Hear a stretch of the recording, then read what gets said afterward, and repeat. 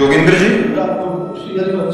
गुरुदेव, मेरी बीवी की मृत्यु के बाद मैं पागल हो गया, रात दिन उनको याद करके रोता रहता हूँ। महाराज जी मुझे बल प्रदान करें। हाँ, प्रणाम करते आपको, प्यार आपके प्यार को, पर वही प्यार अगर प्रिया जी से हो, लाल जी से, तो जीवन धन्य हो जाए।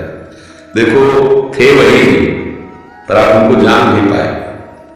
नहीं तो प्राय हम प्यार शरीर से ही करते हैं, जो सामने रूप होता है, पर जो शरीर के अंदर बैठा तत्व है, जो अंदर जान गया, तो हम स्वयं सबको मिलजुल करके लेकर उस शरीर को नष्ट कर देते हैं, जला देते हैं।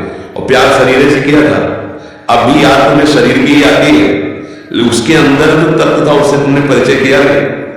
सोचो, जो अंदर प्रभु बैठे हुए थे उनकी जानकारी तुम्हारी है नहीं, तुम्हारी जानकारी ढांचे की है।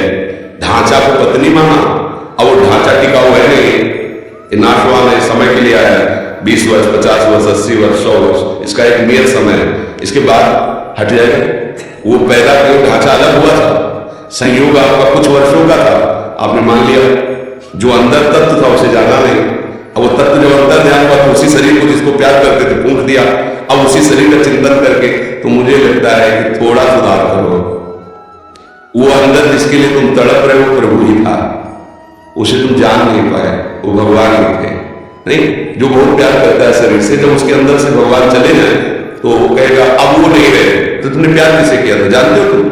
जो वो नहीं रहा उसको तुम जानते थे?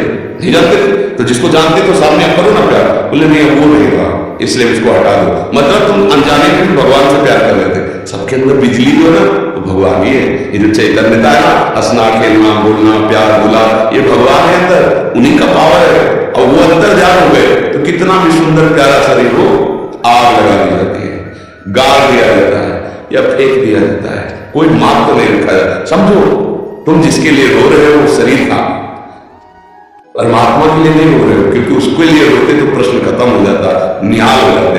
ऐसा प्यार प्रभु से हो जाए तो अभी जीवन कृतार्थ हो जाए, महात्मा बन जाओ। मुझे लगता है थोड़ी दिशा गलत है, उसको सही कर लो तो आनंदित हो जाओगे। क्यों भाई? आप सोचो, तुम्हारी लिए रोटी तुम्हारे पास से क्यों जाती? तुम इतना प्यार कर रहे हो, क्यों जाती? तो इसका मतलब वो शरीर नहीं थी, वो परमात्मा था, और वो अभी भी है। अगर तुम रो करके उसको पुकारो कि मुझे परमात्मा रूप से नहीं, मेरी पत्नी रूप से, तो पत्नी रूप धारण करके दिखाई दे देगा, वो आपको भाव में दिखाई देगा, मेरी पत्नी मेरे से बात कर रही है, मेरे से मिल, क्योंकि बिजली नहीं है ना, उनको रूप रखने में कितना मिनट लगता है, वो तत्काल रूप रख लेते हैं। तो फिर भी वो रूप टिकाऊ नहीं है, जो रूप भगवान का। उनसे देखो, इतने से प्यार में तुम लट्टू हो गए, और प्यार समुद्र भगवान है, जब उसका प्यार रहेगा तो तुम डूब जाओगे, तुम रह ही नहीं जाओगे, अस्तित्व ही नहीं रहेगा। मुझे लगता है अगर सुधार किया जाए तो हमारा प्यार करना सार्थक हो जाए। मेरा प्रभु ही सबके अंदर है, वही प्यारा है, उसी से हम प्यार करते हैं। चाहे जितना लाडला बालक हो, वो प्रभु चले जाए तो उसकी मां से बहुत अब रखो 2-4 महीने, तो वही पैसा देगी आपको कि जाओ इसको नष्ट कर दो शरीर को, क्यों? अब वो नहीं रहा। तो अनजाने में भी प्यार सब भगवान से ही करते हैं, पर जान करके प्यार करो तो बढ़िया सार्थक हो जाए जीवन। साथ कितना बढ़िया भाव है, उनकी याद करके उनके विषय में रोना। ये तो हम लोग जीवन भर मांगते रहते हैं प्रभु से कि और कुछ नहीं चाहिए, आपकी याद करके आपके लिए तड़पूं, आपके लिए रो, और वो आपको है थोड़ा दिशा बदल प्रभु की तरफ कर दो तो महात्मा हो जाओगे, और नहीं तो फिर यही दुर्गति करा देगा। मृग का चिंतन करते हुए मरे तो अगला जन्म मृग बनेगा, स्त्री का चिंतन करते हुए मरोगे तो स्त्री तो मिलेगी नहीं, तुम खुद स्त्री बनोगे और फिर फंसोगे किसी पुरुष शरीर में। ये तो कब चल रहा है, फिर पुरुष शरीर में तुम्हारी प्रीता होगी कि मेरा पति है। इसका उदाहरण पुरंजन उपाख्यान भागवत में है। तो पुरंजन ने सुंदर स्त्री को देखा, राजमहल 9 दरवाजे का पूरा बगीचा, लुभायमान हो, इतना आसक्त हो गया कि जब मरा तो उसका चिंतन हुआ तो वो जाके स्त्री बना, मगध देश राजा की रानी बना, और युद्ध में राजा मारा गया, और वो अपनी चूड़ियां फोड़ के रो रहा। तो भगवान उसको ज्ञान देने के लिए गए, बोले तू जानता नहीं मैं तेरा मित्र हूं, अभिज्ञात सखा, जिसे तुम जानकारी नहीं रखते हो, वो मैं तुम्हारा मित्र हूं। न तू स्त्री न पुरुष यार, पिछले जन्म में तू पुरंजन था, स्त्री में आसक्त हुआ करके मगध देश की रानी बना, अब तेरा पति चला गया, उस पर आसक्त हो। ये क्रम कब तक चलता रहेगा?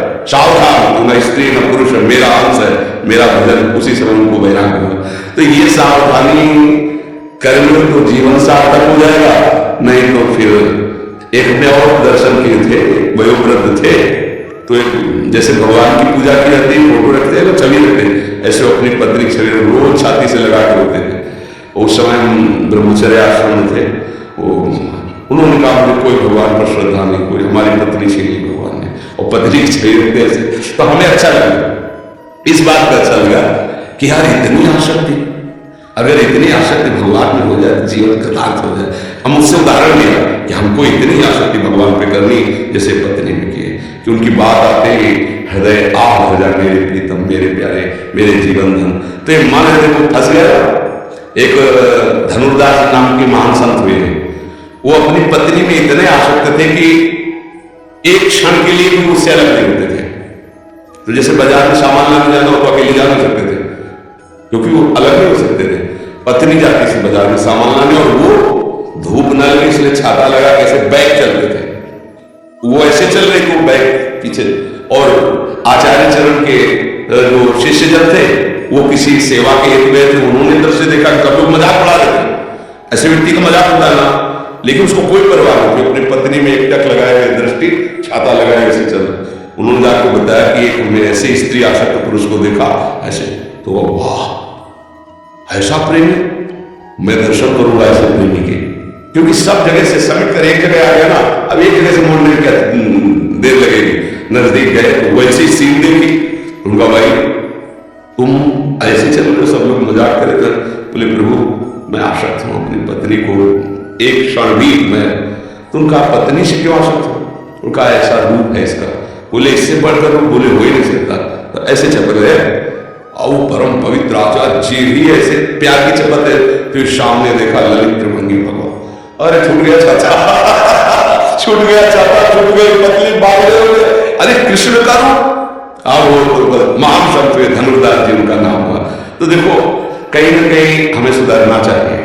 भगवान की कृपा है आप पर, जो आप सत्संग में आए, आप संत समाज, हमें लगता है कि अब थोड़ा नाम जप करके रो नहीं, राधा राधा राधा लाडली, मैं जान नहीं पाया, आप ही सब ये मेरा भ्रम हटा दो, कृपा कर दो, अब मेरा जीवन सुधार दो, मुझे ऐसा प्यार चाहिए तो मेरे से कभी बिछुड़े ना।